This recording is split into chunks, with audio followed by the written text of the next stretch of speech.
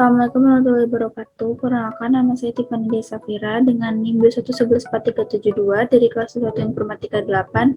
Di sini saya akan mempresentasikan materi yang berjudul Perkembangan jenis RAM, EDO, SDRAM, dan DDRAM. Langsung saja kita mulai presentasinya. Yang pertama yaitu Random Access Memory atau RAM. RAM adalah sebuah memori yang mempunyai fungsi ketika program dijalankan akan menjadi penyimpanan sementara sebuah perintah dan data. RAM ditemukan pertama kali oleh Robert Dennard pada tahun 1968. Pada saat itu, Intel mulai memproduksi RAM secara besar-besaran. Fungsi RAM secara umum sebagai media penyimpanan sementara di saat komputer beroperasi atau hidup. Jenis-jenis RAM yang pertama adalah FPM DRAM, EDO RAM, SDRAM, RDRAM, DDRAM, dan VRAM. Kelebihan dan kekurangan RAM yaitu kelebihan yang pertama untuk meningkatkan sistem kerja komputer, yang kedua RAM lebih mudah dibaca datanya oleh CPU, yang ketiga penggunaan baterai lebih hemat. Kekurangannya yang pertama yaitu ketika CPU membaca data yang berasal dari RAM, akses data dari register dan jet menjadi lebih lama. Yang kedua, RAM hanya bisa menyimpan data sementara dan yang terakhir memiliki penyimpanan yang terbatas. Yang kedua ada EDO atau Extended Data Out. EDO merupakan salah satu di antara memori yang dipakai oleh sistem yang menggunakan Pentium. Perkembangan pada EDO diciptakan dan diberi hak paten pada tahun 1900-an oleh Micron Technology yang kemudian dilisensiasikan ke banyak produsen memori. Fungsi EDRAM sendiri yaitu untuk pengambilan dan penyimpanan data dalam waktu yang bersamaan sehingga pengerjaan lebih cepat. Kelebihan dan kekurangan pada EDO, yang kelebihan pertamanya yaitu performa dari EDO lebih cepat daripada memori FPM, latensinya lebih cepat, recycle-nya 20% lebih cepat, dan kemampuannya untuk membaca dan mengirim data lebih cepat daripada RAM. Kekurangannya yang pertama, bentuk dari EDO sendiri lebih panjang dari RAM, dan yang kedua mengharuskan untuk dipasang secara berpasangan. Yang ketiga adalah SDRAM atau Asynchronic Dynamic Random Access Memory. SDRAM adalah generasi lanjut dari DRAM yang telah disinkronkan oleh clock system dengan kecepatan 100 MHz. Tahun pengembangannya yaitu tahun 1996 sampai 1997 di Kingston mengeluarkan SDRAM dengan kecepatan sebesar 66 MHz.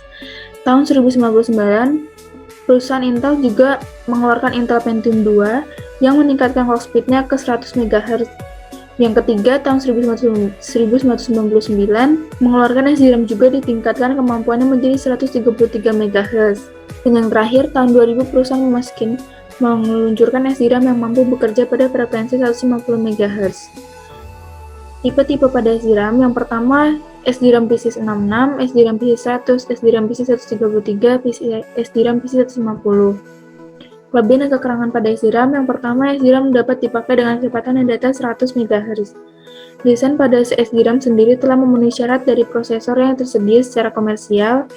Yang ketiga dapat dipakai dalam volume yang besar, lalu mempunyai kecepatan yang lebih cepat daripada DRAM, dan yang terakhir dapat digunakan dalam chats. Kekurangannya yaitu synchronous interface harus menunggu clock sinyal dahulu sebelum bisa merespon terhadap kontrol input yang dikarenakan mereka tersinkronisasi di dalam komputer.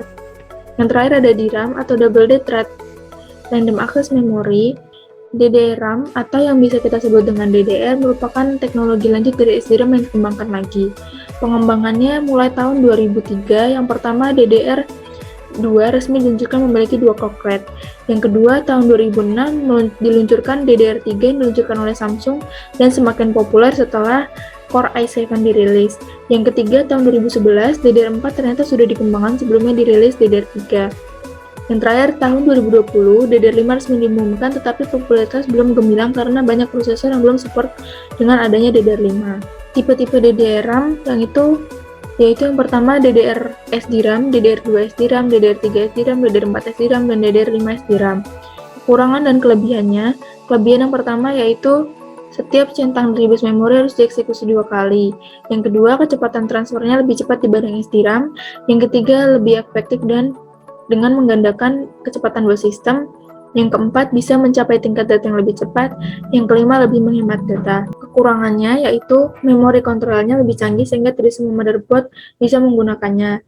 Dan yang terakhir, harga cenderung lebih mahal. Berikut adalah presentasi dari saya. Apabila ada salah kata, mohon dimaafkan. Terima kasih. Wassalamualaikum warahmatullahi wabarakatuh.